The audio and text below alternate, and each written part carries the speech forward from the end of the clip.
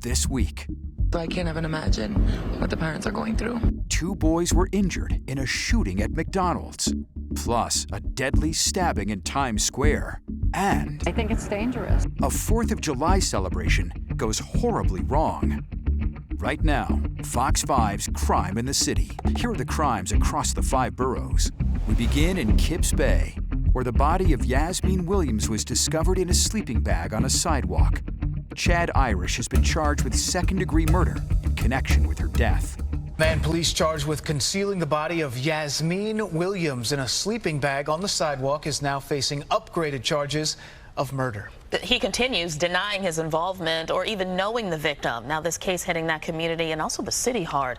Let's get right to Good Day's Briella Tomasetti. She has the latest this morning from Kips Bay, where there's a growing memorial in that victim's honor. Briella, good morning. Yeah, to Shani and Dan, good morning to both of you. Police had been searching for more evidence to link 55-year-old Chad Irish to this murder. It appears they found exactly what they were looking for. As Irish was wheeled out of the 13th precinct, he appeared somewhat flustered and confused, but he did not shy away from completely denying his involvement in this. Chad, what happened? What happened to Irish? What do you mean? I didn't do it. Those were the 4 words 55-year-old Chad Irish muttered to the sea of reporters waiting outside the 13th precinct as he was led away by police. What was that? When was the last time you saw Yazmeen? Irish also denied knowing 31-year-old Yazmeen Williams, the woman who investigators have now accused him of killing. He's been charged with second-degree murder in connection with the death of Miss Williams, whose body was found last Friday stuffed into a sleeping bag and left out with the trash on East 27th Street.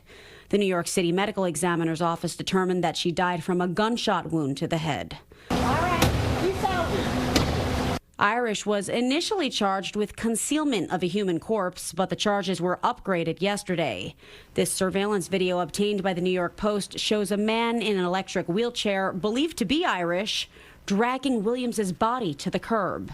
He was also hit with 2 counts each of menacing and criminal possession of a weapon in relation to a different incident. This now viral video shows Irish being apprehended by police outside NYCHA's Strauss houses earlier this week.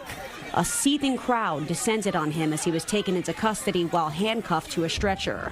For Yazmeen's family, the murder charge is one step toward accountability, but her mother says justice won't be served until the day Irish is sentenced in court. He needed to life. We don't have the death penalty in New York. A candlelight memorial still sits at the site where Williams's body was discarded last week. According to the New York Post, Irish has 21 prior arrests, including one for attempted arson. He is currently in central booking, and he could face a judge as soon as today. We now go to the Lower East Side, where an alleged drunk driver crashed into a crowded park on the 4th of July, killing 3 people and injuring several others.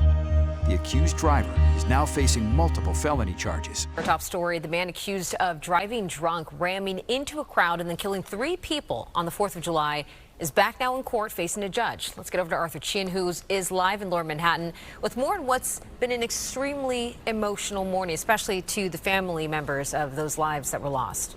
Arthur. Exactly, and it will demonstrate exactly how emotional it was for them in just a moment. Daniel Hayden is the person we are waiting for to appear at Manhattan Criminal Courthouse in Lower Manhattan. It is not his first appearance. He's already been arraigned on charges in connection with that. And today, this is what's happening is that prosecutors, after you're arraigned, have a certain amount of time to actually formally indict the suspect. That is what we are waiting for today. As for the incident itself, it did take place on the Lower East Side on July 4th, and that is when Hayden is accused of plowing his pickup truck, a Ford F-150, into a group of people and families celebrating the 4th of July in a park down on Water Street and Cherry Street. Now, 11 people were hit in total. The crash killed 3 people, including a mother and son. Witnesses said Hayden was speeding when he jumped the sidewalk and drove his car into the park. Hayden is 44 years old, lives in Monmouth Junction, New Jersey. He works as a substance abuse counselor and was driving with a revoked license. Now, before today, as we said, he was already charged. The charges were vehicular manslaughter, as well as 8 counts of assault and also driving while intoxicated. Friends and family of the victims, as you might imagine, and as Bianca mentioned, have been understandably furious. This is from a couple of days ago. You don't deserve air! And she has a son at home with no mother and no brother. He's home by himself without his mother and his brother. He took 2/3 of his family in one shot. Immediately following that crash, a 30-year-old woman was also hospitalized in critical condition. 7 others also had to be hospitalized, including an 11-year-old boy.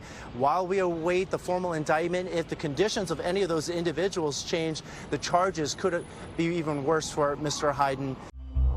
Up in the Allerton section of the Bronx, 2 boys were shot inside a McDonald's, and the suspect was caught on surveillance video. The victims were only 12 and 13 years old. The search is intensifying. Police are on the hunt for a masked gunman who shot 2 kids inside a McDonald's in the Bronx over the weekend. The 2 young boys were injured but are expected to be okay. Police are now investigating the shooting as a targeted attack. Good Day's Lizette Nunez. She's outside, better yet, that McDonald's in Allerton section of the Bronx with the latest. Lizette, what can you tell us? Good morning, Dan and Tashana. Yeah, really scary moments playing out over the weekend. It's unclear how many people were inside the McDonald's when that shooting took place. Right now, there is crime tape surrounding it. It looks like they are letting some cars get by through the drive-thru, but overall, the main lobby is closed down. Police just released new surveillance video in the hopes that someone recognizes the suspect. Newly released surveillance video shows the man wanted for shooting 2 boys inside a McDonald's in the Allerton section of the Bronx. He's seen dressed in all black walking inside the restaurant before he opened fire. Absolutely horrific. I have a 17, 18, and 24-year-old, so I can't even imagine what the parents are going through. The 12-year-old was shot in the back and thigh. The 13-year-old was shot in the leg. Police say the suspect then ran out of the McDonald's. The 2 boys are believed to be the intended targets. But I don't think somebody just walked up and shot him. It's got to have to do with something. Both boys were rushed to the hospital in stable condition. Inside the McDonald's, the wall was covered with bullet holes. At least 6 shell casings were found, along with multiple bullets and fragments. Even 12 and 13, if you don't watch your kids, you don't know what they're doing in the street. So the 2 boys are expected to survive their injuries, I should say. The suspect was last seen wearing all black. He did have some kind of pink graphic on his black sweatshirt. So once again, if you saw that surveillance video we just showed you and you recognize that suspect, please give police a call. Down in Times Square, the NYPD has arrested the suspect who allegedly stabbed a 55-year-old man to death. And to this now, Fox 5 has learned that the NYPD has a person of interest in custody. This is in connection with the deadly stabbing near Times Square. 38-year-old Kevin Young has been charged with first-degree manslaughter for allegedly stabbing a 55-year-old man. This happened just before 1 this morning. This was inside of a building on West 43rd Street, right near 8th Avenue. The victim was taken to Mount Sinai Hospital, where he later passed away. It is unclear right now what led to that stabbing. Over in Greenwich Village, a restaurant was forced to close after falling victim to a $45,000 cyber scam. Well, a Manhattan restaurant has been forced to close. This was after falling victim to a sophisticated Skype scam. Yeah, this is tough. The owner thought that he was transferring tens of thousands of dollars to his payroll company, but it actually turned out to be scammers. Fox 5's Sharon Crowley shares the warning that he's now sending to other businesses. Gotham Restaurant in Greenwich Village has been in this neighborhood for decades. Now, for the first time since COVID-19, the business has again temporarily closed. We lost a fairly large amount of money in a cyber scam. Owner Brett Sensitz says he had to shut down for the summer after he was duped by cyber thieves who stole $45,000, money he planned to use to pay his employees. Our HR person receives an email from our payroll company stating banking information has changed due to internal issues at the payroll company, and Please update your banking records. Here's that email. It looks very legitimate until you take a closer look at the address. It's off by just one letter, something Brett didn't notice at first. In the morning, at 8:30 in the morning, I wired the money to the payroll company, at which point I usually I take a screenshot and I say, wire's been sent. Please confirm receipt. But because his emails had already been hacked, Brett was actually communicating with the cyber thieves. You know, just felt like a fool. He's telling his story to warn other businesses. Any banking change notification needs to be quadruple verified. Unfortunately, this type of attacks and scams are very common. Dr. Vahid Bersadan is a cybersecurity expert. When you receive communications from a bank, a client, a figure of authority, make sure that the communication is authenticated. Brett tells me he does plan to open Gotham Restaurant in the fall when many of his loyal customers return to the city from summer vacations. He hopes to be able to recoup the money lost in this costly cyber attack. We now leave the city and head to Long Island, where a person was stabbed at Adventureland amusement park. Police have arrested a suspect in the case. Suffolk County Police arrested a suspect in the stabbing of the Adventureland amusement park in East Farmingdale, Long Island. Police say Daniel Tomaski from Shirley, Long Island, stabbed James Burns of Edgewater, Florida, just before 5 p.m. yesterday on Sunday. The two knew each other prior to the incident.